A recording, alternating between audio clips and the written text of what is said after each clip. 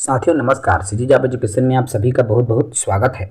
स्वामी आत्मानंद के उत्कृष्ट विद्यालय में जो आपका पद निकला हुआ था, जिसके लिए आवेदन भरा चुका था, उसका पात्र लिस्ट जो है जारी हुआ है। आप जिले के वेबसाइट में आपको मिलेगी और इनसे जुड़ा हुआ काफ़ी सारे सवाल हमारे पास आ रहे थे। डाउट्स पर आज इस वीडियो में बात करेंगे। साथ ही नए हैं चैनल से जुड़े, चैनल को सब्सक्राइब करें। पहली बात तो ये है साथियों कि जो जांजगीर चांपा जिले के अंदर स्वामी आत्मानंद के उत्कृष्ट विद्यालय, जहां पर सभी विकास खंडों में ये वैकेंसी आपको देखने को मिली हुई थी। आप jangirchampa.gov.in पर जाएंगे और स्लैश करके आप चाहे तो रिक्रूटमेंट आप डाल सकते हो, तो उससे आपको क्या है जल्दी मिलेगी। फिर रिक्रूटमेंट वाले आप लिंक पर टच करेंगे और जैसे ही आप रिक्रूटमेंट के लिंक पर जाते हैं तो आपके सामने जो स्क्रीन पर पेज दिख रहा है, ये वाला पेज आपको दिखने लगेगा, ओपन हो जाएगा आपके पास। इसी में आप जैसे ही नीचे की तरफ आते हैं, आपको दिख रहा है, आप देख पा रहे हैं यहाँ पर, ठीक है। तो इस लिंक पर आपको फिर से नीचे जाना है और इसके जस्ट ऊपर में आपको जो इंदिरा आवास में आवास मित्र की है वो है, उसके जस्ट नीचे में आप जाएंगे तो आपको ये टाइटल करके दिया हुआ है, office of collector and chairman Swami Atmanand Utkrisht English medium school description करके दिया हुआ है, जहां पर इलिजिबल कैंडिडेट की जो लिस्ट है वो जारी कर दी गई है, अर्थात पात्र की डेट भी जारी की गई है। ये जो है आपका 22 नवंबर से जारी हुआ है। दैट मीन्स 22 नवंबर से ही जो है आप पात्र अपात्र के लिए दावा आपत्ति कर सकते हो और इसमें आपका 29 नवंबर तक, अर्थात 22 नवंबर से 29 नवंबर तक पात्र अपात्र के लिए दावा आपत्ति का समय यहाँ पर रखा गया है। और सभी विषयों के लिए, सभी विषयों का तात्पर्य क्या है, जैसे टीचर हो गया, सोशल साइंस, उसमें भी पात्र अपात्र की लिस्ट एक साथ अभी कंबाइन लिस्ट जारी हुआ है। उसके बाद फाइनल जब मेरिट लिस्ट आती है तो वो अलग बनती है, ठीक है। टीचर संस्कृत में भी पात्र अपात्र लिस्ट आई हुई है और टीचर संस्कृत को लेकर काफ़ी सारे सवाल हमारे पास आ रहे थे। सर, जैसे आत्मानंद में बीएड वालों को लिया जाता है तो हमारा क्या होगा, इस तरह से सवाल बन रहे थे। तो मैं आपको बता दूं, जो संस्कृत विषय है, देखिए सब जगह अलग अलग होता है। जैसे मैंने कांकेर जिला का देखा था, तो कांकेर जिला में क्या हुआ, वहां पर सिर्फ जो है टीचर वर्ग 2 के लिए बीएड ही मांगा गया था। जब आप गूगल लिंक वाले ऑप्शन कहना चाहिए आवेदन पत्र के जो गूगल लिंक है, लिंक को जब हमने खोला तो केवल बीएड मांगी गई थी टीचर पद के लिए, जबकि जांजगीर चांपा जिले में बीएड या डीएड में यहाँ पर ऑप्शनल था। इसलिए टीचर जो संस्कृत वाले साथी हैं जो हिंदी मीडियम के थे वो एलिजिबल हो गए हैं, अर्थात पात्र हो गए हैं। डीएड वाले भी, हिंदी मीडियम तो पात्र हैं ऑलरेडी क्योंकि ये लैंग्वेज है, पहली बात।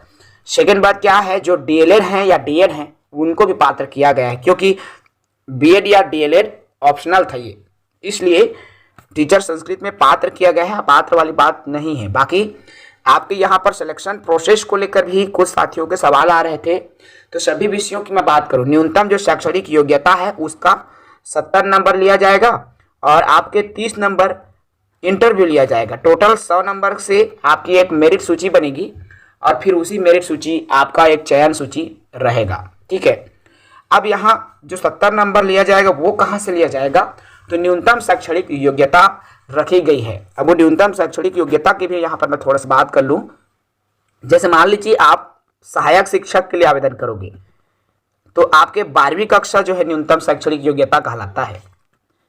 यदि आप बात करोगे यहाँ पर शिक्षक पद की, तो शिक्षक पद के लिए आपने जो ग्रेजुएशन किया है, जैसे साइंस वाले बीएससी हैं, कला वाले बीए हैं, तो बीए में आपका कितना परसेंट आया उस पर डिपेंड करता है। जैसे मैं ग्रेजुएशन की बात कर रहा हूँ, 0.7, कितना आपके 0.7 में 1% जिनका है उनका 0.7 आएगा। जैसे मान लीजिए 60 लाया है, 0.7 गुणित 60 आप कर दोगे ना, तो ये फिर 42, लगभग 41-42 नंबर आपका हो जाता है।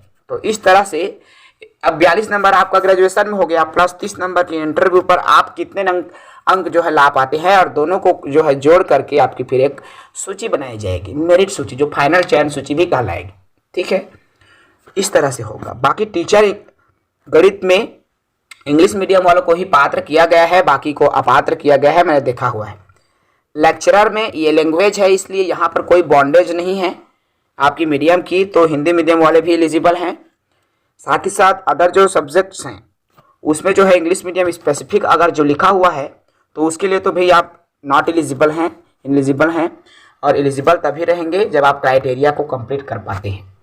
तो इस तरह से ये 29 नवंबर तक जो है डेट रखी गई है दावा आपत्ति के लिए, और उसके बाद भी आपकी एक फाइनल सूची बनाई जाएगी, चयन सूची और वरीयता क्रम आपके जो डिवाइडेड करना चाहिए। तो फाइनल सूची में ओनली पात्र कैंडिडेट की रहेगी, उसके बाद में इंटरव्यू की डेट जारी की जाएगी और उसके बाद फिर एक फाइनल सूची बनेगी जो कि चयन सूची है। एक चीज़ और मैं बता दूं, इंटरव्यू के लिए आपको 1:10 में बुलाया जाएगा, अर्थात जैसे एक पद हैं तो 10 लोगों को बुलाया जाएगा। जैसे संस्कृत विषय की मैं बात कर लूँ, संस्कृत विषय में केवल बलौदा में एक पद है, इस एक पद के लिए 10 लोगों को बुलाने की यहाँ पर जो है नियम में लिखा हुआ है। तो मान के चलो कि एक पद के लिए आपको 10 लोगों को बुलाया जाएगा संस्कृत में, और मैक्सिमम लोग मैंने काउंट किया है लगभग 130-35 लोग, 130 से 35 लोग हैं जो कि संस्कृत विषय में है। एक पद के लिए 130-35 कैंडिडेट हैं।